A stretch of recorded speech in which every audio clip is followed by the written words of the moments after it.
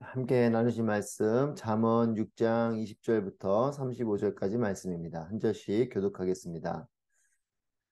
내 아들아, 내 아버지의 계명을 지키고 내 어머니의 가르침을 버리지 마라.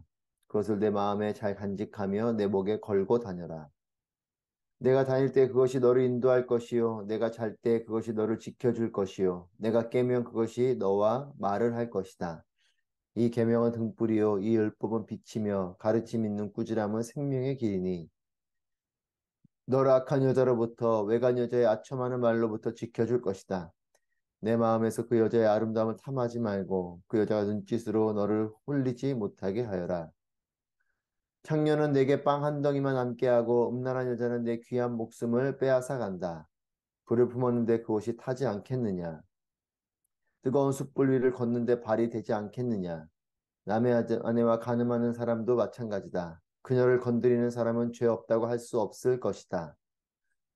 도둑이 굶주려 배를 채우려고 도둑질을 했다면 사람에게 멸시받지는 않으나 그가 잡히면 자기 집의 모든 물건을 내놓아야 하리니 7배로 갚아 주어야 한다. 그러나 여자와 가늠한 사람은 생각이 모자라는 자니 그렇게 하는 사람은 자기 영혼을 망치는 것이다. 그는 상처를 받고 망신을 당할 것이요 그 수치가 결코 씻겨지지 않을 것이다.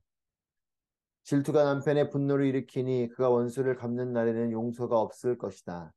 그는 어떤 보상도 받지 않을 것이요 내가 아무리 많은 선물을 주더라도 받으려고 하지 않을 것이다. 아멘. 할렐루야. 살아계신 하나님을 찬양합니다. 하나님의 은혜가 여러분의 삶에 충만하시기를 축복합니다.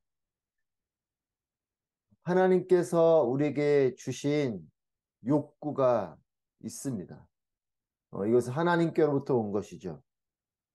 여러 욕구들이 있지만 그 대표적인 것이 식욕일 것이고 또 성욕일 것입니다. 욕구에 대한 우리의 오해가 있습니다. 이 욕구가 죄스러운 것으로 우리는 생각을 하게 됩니다. 식욕을, 또 성욕을, 또 그 외 여러 욕구들을 우리는 어, 누리는 것, 또 그것을 행하는 것, 이 욕구라는 이 단어에서 오는 느낌인지 모르지만 이것이 뭔가 죄스럽다라고 생각하는 경우가 있습니다. 하지만 욕구는 하나님께서 주신 것이죠. 우리를 지을 때부터 먹어야 되는 존재로 또한 생육하고 번성하는 면에서 또 그런 또 성적인 부분의 욕구도 우리에게 주신 것입니다. 중요한 것은 이 욕구를 적합하고 적절하게 누려야 한다는 것이에요. 이 욕구 자체가 잘못됐거나 욕구 자체가 죄된 것은 아니지만 이 욕구를 적합하게 또 적절하게 누리고 그것을 또 사용해야 하는 것이죠. 그렇지 않을 때 이것이 문제가 되는 것입니다. 탐식을 하거나 또한 성적인 부분에서 이것을 너무나 탐욕적으로 갈 때 이것이 문제가 되는 것입니다. 동물들은 본능만을 추구하면서 살아도 괜찮지만 사람은 본능만을 추구하는 것이 아니라 이 본능을, 이 욕구를 잘 다스리면서 가는 이런 질서가 필요합니다. 이 질서가 바로 하나님 말씀에 따른 것이어야 한다는 것이죠. 이 하나님 말씀에 따른 것이어야 그리고 이것이 삶을 살아가는 지혜가 되는 것입니다. 하나님의 기준, 하나님의 말씀에 따른 그런 음, 통제가 되고 그것을 통해서 우리의 욕구를 잘 다뤄갈 때 이것이 질서가 되는 것입니다. 오늘 본문은 아들에게 전하는 성적인 부분에서 지켜야 할 이 지혜에 대해서 말씀하는 것입니다. 20절부터 23절 말씀을 보시면 이 지혜를 마음에 간직하고 목에 걸듯이 지니고 앞세우라 라고 말합니다. 자신의 아들에게 이 지혜를 전하면서 마음에 간직하라는 거죠. 그리고 목에 걸듯이 지니고 있고 앞세워 이 지혜를 앞세우라는 것입니다. 그럴 때에 이 지혜가 너를 인도할 것이고 너를 지켜줄 것이고 너와 대화할 것이다. 이렇게 가르칩니다. 여러분 지혜가 나를 인도해주고 지혜가 나를 지켜주고 지혜가 나에게 말을 건다. 여러분 말씀을 내가 읽죠. 하지만 내가 읽은 그 말씀이 나를 인도해주고 그 말씀이 나를 지켜주고 그 말씀이 나에게 알려주는 것이죠. 내가 있기 때문에 내가 한 것이 아니고 내가 읽은 그 말씀이 나를 인도하는 것이에요. 지혜를 내가 마음에 간직하고 지혜를 내가 목에 걸듯이 하는 것 같지만 그것이 나를 지켜주고 나를 인도해주고 나에게 말을 거는 겁니다. 24절 말씀을 보시면 너를 악한 여자로부터 외간 여자의 아첨하는 말로부터 지켜줄 것이다. 특별히 오늘 본문을 통해서 전하는 지혜는 이 지혜, 내가 마음에 품고 내가 목에 거느자 이 아버지가 아들에게 전해주는 이 지혜가 너를 악한 여자로부터 외간 여자의 아첨하는 말로부터 너를 지켜줄 것이다. 여러분 성경에 보면 이 성적인 범죄는 여러 곳에 기록되어져 있어요. 리차드 포스터가 쓴 책이 있습니다. 오래된 책인데요. 돈, 섹스, 권력이라는 책이 있습니다. 이 세 가지 때문에 리더들이 무너지고 특별히 그리스도인들이 무너진다는 것입니다. 돈의 문제 때문에, 성적인 문제 때문에, 또한 권력욕 때문에 무너진다는 것이에요. 여러분, 성적인 유혹은 치명적인 유혹입니다. 유혹을 하는 사람도 문제지만 유혹을 끌어안는 사람도 동일한 문제의 사람인 거죠. 성적인 유혹을 하는 사람도 문제고 그 성적인 유혹 앞에 자신의 마음을 지키지 못하고 넘어지고 무너지는 사람도 문제인 겁니다. 성적인 유혹을 당한 사람 입장에서는 상대방이 나를 성적으로 유혹했기 때문이다. 이렇게 상대방 탓을 할지도 모르겠습니다. 그렇지 않습니다. 여러분 다윗과 요셉을 보면 그 유혹의 현장 가운데 계속 머물러 있었던 사람과 그 유혹의 현장을 떠난 사람의 차이가 있죠. 여러분 유혹을 하는 사람이 문제지만 유혹을 그것을 그냥 허용하고 있는 사람도 문제인 거예요. 이 성적인 부분은 그와 같이 유혹 가운데 나를 한순간에 무너뜨리는 일이 됩니다. 여러분 그렇기 때문에 유혹을 끌어안지 않게 되길 바랍니다. 유혹이 내게 올 때 그것을 끌어안아서는 안 돼요. 떠나야 되고 끊어내야 되는 거죠. 유혹도 끌어안으면 안 되고 상처도 끌어안으면 안 됩니다. 여러분 유혹이 나에게 다가올 때 유혹을 끌어안지 않게 되길 바랍니다. 상처가 나에게 올 때에 그 상처를 끌어안지 않게 되길 바랍니다. 상처를 주는 사람도 문제지만 그 상처를 내가 끌어안는 것은 또 나의 부분에 내가 내 마음을 잘 다스려야 되는 부분인 거죠. 어떤 분은 상처를 자꾸 끌어안는 분이 있어요. 그리고 상처를 끌어안고 계속 연민에 빠져 살아가는 분들이 있습니다. 여러분 그것이 아니고 상처를 내가 끌어안지 않기를 선택하고 선포하는 것이 중요하죠. 25절 말씀입니다. 내 마음에서 그 여자의 아름다움을 탐하지 말고 그 여자가 눈짓으로 너를 홀리지 못하게 하여라. 아름다움을 탐하지 말고 그 여자가 눈짓으로 홀리는 걸 못하게 하라. 여러분 남성들은 이 시각의 유혹이 무서운 사람들이죠. 다윗이 대표적입니다. 우리아의 아내를 훔쳐보는 것이 문제가 됐습니다. 눈에 보이는 것. 이 눈으로 들어오는 유혹이 큰 사람들이 이 남성들이죠. 여러분, 다윗 같은 경우 우리 아내가 모욕하는 걸 봤는데 이것이 보이는 것과 계속 보는 것은 다른 것이에요. 내 눈에 뭔가 성적인 유혹의 일들이 벌어지는 것. 그래서 눈을 보여지는 것과 그걸 계속 보는 것은 차이가 있는 것입니다.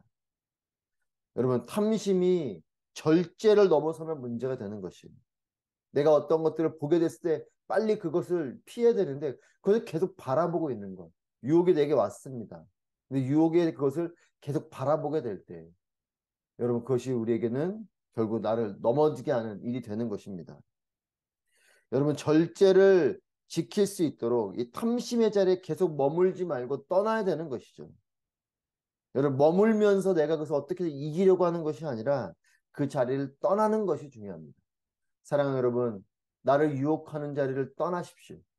그것이 어떤 것이든, 그것이 뭐 성적인 것이든, 아니면 내 욕구가 발휘되는 그 어떤 것이든, 그 모든 것을 떠나는 것이 중요합니다. 그것을 내가 그 자리를 있으면서 서성거리면서 어떻게든 이것을 이겨낸다. 여러분, 그것은 나의 오만함입니다. 그럴 수 없습니다. 여러분, 요셉처럼 그 자리를 떠나야 되는 것이에요. 뿌리치고 돌아서고 눈을 감아버려야 되는 것입니다. 유혹의 현장에 있을 때에 그 눈을 돌려서 하나님을 바라봐야 되는 것이죠. 여러분, 유혹은 이기는 것이 아니고 유혹은 떠나는 것입니다. 분명히 명심하십시다. 우린 유혹을 이길 수 없어요. 유혹이 다가올 때 그 유혹을 떠나야 되는 것입니다. 선악과를 내 눈앞에 들이밀면서 나에게 보여줄 때 그것을 계속 바라보면서 이기려고 하는 것이 아니라 그 선악과로부터 눈을 돌려서 하나님을 바라봐야 되는 것입니다. 여러분, 유혹은 떠나는 것이에요. 27절부터 29절 말씀해 보시면 불을 품었는데 그 옷이 타지 않겠느냐? 뜨거운 숯불리를 걷는데 발이 되지 않겠느냐? 남의 아내와 간음하는 사람도 마찬가지다. 그녀를 건드리는 사람은 죄 없다고 할 수 없을 것이다. 여러분, 옷이 탔다고 발이 되었다고 불평하거나 당황하지 말라는 것입니다. 옷이 탄 일이 발이 된 일은 내가 불을 품고 숯불리를 걸은 것의 결과인 거죠. 즉 불을 품고 숯불리를 걸은 것은 나의 선택이고 나의 책임이라는 것입니다. 내가 불을 품에 안아놓고 옷이 탔다고, 내가 숯불리를 걸어가 놓고 내 발이 되었다고 말하지 말라는 것입니다. 간음의 전적인 책임은 자기 자신에게 있다는 것입니다. 상대방이 나를 이렇게 불태웠고 상대방이 내 발을 대게 했다, 이렇게 말하지 말라는 겁니다. 그것을 그 불을 끌어안은 나의 잘못이요 그 숯불이를 걸어간 잘못이라는 겁니다. 환경 탓을 하고 남 탓하지 말라는 겁니다. 나에 대한 책임을 무겁게 가지고 죄를 끊어내야 된다는 것이에요. 우리는 자꾸만 죄의 자리에서 남을 탓할 때가 있어요. 여러분, 선악과의 사건을 분명히 기억하십시오. 그 사건이 펼쳐졌을 때 하나님께서 아담에게 물을 때 일어난 그 일은 뭡니까? 이 책임을 전가하고 있어요. 하와에게로, 뱀에게로. 여러분, 그것이 아니고, 여러분, 그것은 내 문제죠. 내가 그것을 지켜내지 못한 것이요, 내가 그것을 그 유혹에 넘어간 것이지 유혹을 한 대상을 탓해서는 안 된다는 겁니다.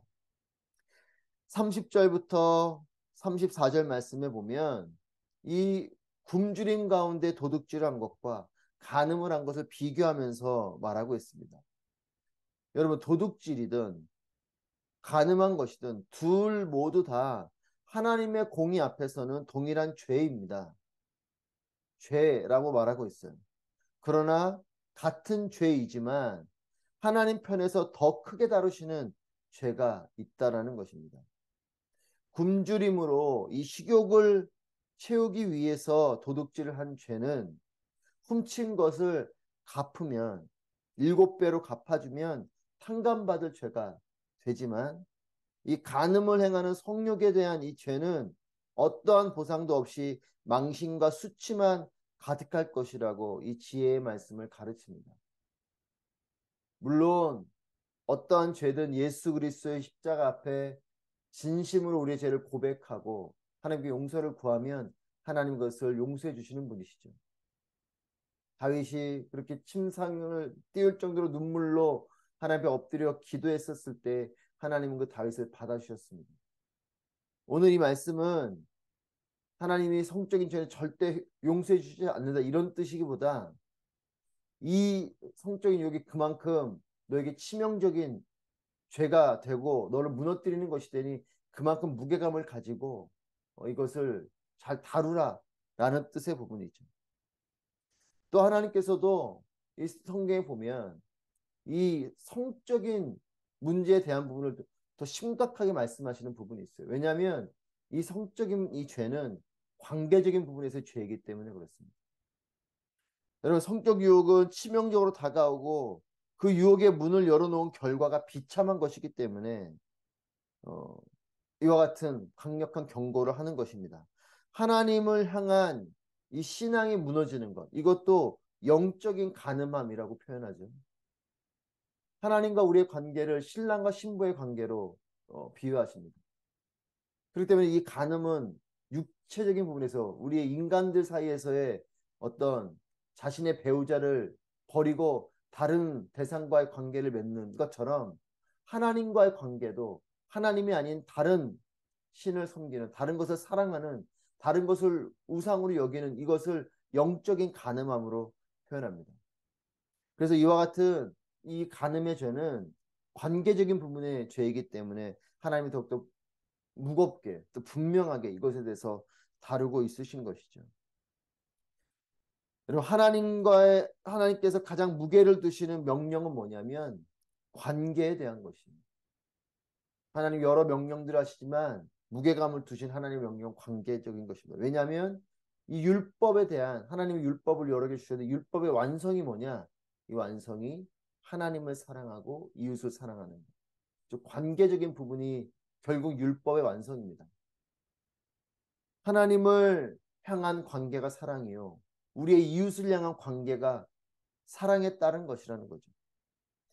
관계를 깨뜨리는 죄가 그렇기 때문에 가장 심각하게 여겨지는 죄인 것입니다. 그래서 이런 성적인 부분에 대한 이 간음함에 대한 이런 죄들을 하나님이 더욱더 무겁게 우리에게 말씀하고 계시고 이것은 결국 하나님과 관계 속에 대한 것을 또 보여주는 것이기 때문에 그렇습니다. 여러분, 결혼하는 것보다 더 중요한 것은 이 부부의 관계를 잘 이어가는 것이죠. 신앙을 갖는 것보다 더 중요한 것은 하나님과의 관계를 잘 이어가는 것입니다.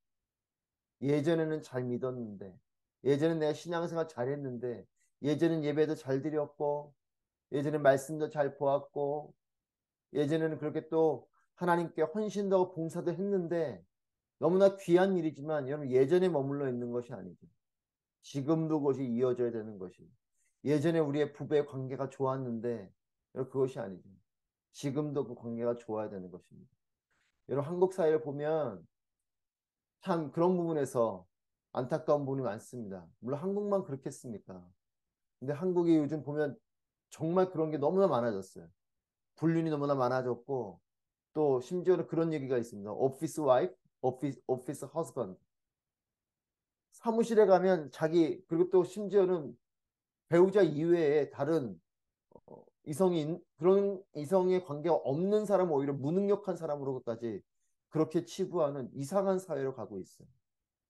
여러분 자신의 배우자만을 사랑하고 자신의 배우자와의 관계만을 계속 이어가는 게 아름다운 거죠. 여러분 그렇습니다. 하나님을 온전히 사랑하는 우리의 삶이 되길 바랍니다. 하나님을 사랑하는 신앙을 갖는 것, 신앙을 가졌던 것이 중요한 것이 아니고 그 신앙을 갖는 것 중요하고 그것을 계속 이어가는 것이 중요합니다. 결혼하는 것, 사랑하는 것 중요합니다. 그것을 끝까지 잘 이어가는 것이 중요한 것이죠. 하나님 온전히 사랑하는 우리 모두가 되길 바라고 우리의 배우자를 오롯이 사랑하는 저와 여러분 되시기를 축복합니다. 여러분 사단은 끊임없이 하나님과 우리의 관계를 무너뜨리는 영적인 간음을 일으키도록 우리를 유혹하고 또 그것의 한 부분으로 끊임없이 우리를 성적인 부분으로 유혹할 것입니다. 나는 괜찮겠지. 여러분 자만해서는 안 됩니다. 우리 남편분들 또 아내분들 남성분들 여성분들 이런 유혹들 하나님과의 관계 속에서 있는 유혹 또한 배우자의 관계 속에서 있는 유혹 사람들과 관계 속에서 있는 유혹 여러분 이것을 우리는 잘 이겨나가야 될 것입니다. 여러분 유혹과 방해가 오면 그 자리를 떠나십시오. 하나님과의 관계를 방해하는 것이 오면 그 자리를 떠나야 됩니다. 거기에 머물면서 어떻게든 이겨내야지 여러분께서 나의 오만함이요. 여러분 또한 관계적인 부분에서 나를 유혹하는 일들이 있으면 떠나야 됩니다. 거길 서성거리면 안 돼요. 자꾸 서성거리고 바라보고 또 자꾸 관계를 맺으려고 하면서 문제가 벌어지는 겁니다. 여러분 하나님과의 관계도 마찬가지요. 사랑하는 대상과의 관계도 마찬가지입니다. 내가 사랑해야 할 대상을 끝까지 사랑하는 것 이것이 신앙이고 우리의 삶의 아름다운 모습인 것이죠. 우리가 사랑해야 될 대상을 바라보십시오. 눈이 가는 것, 또 나를 유혹하면서 나에게 곁눈질하게 하는 것에 자꾸만 것을 바라보고 거기 서성이면 문제가 벌어집니다. 여러분, 사랑할 대상을 변함없이 사랑하는 여러분 되시길 바라고 내가 사랑해야 될 대상을 변함없이 사랑한다면 우리의 삶은 성공할 것이에요. 하나님을 사랑하고 나의 아내와 나의 남편을 사랑하고 내가 사랑해야 될 사람들을 온전히 사랑하는 그런 삶이 될 때에 여러분 우리의 삶은 결코 무너지지 않을 것입니다. 유혹의 자리를 떠나십시오. 그리고 그 사랑을 이어가십시오. 하나님의 놀라우신 은혜와 축복이 여러분들 가운데 충만할 것을 믿습니다. 기도하겠습니다.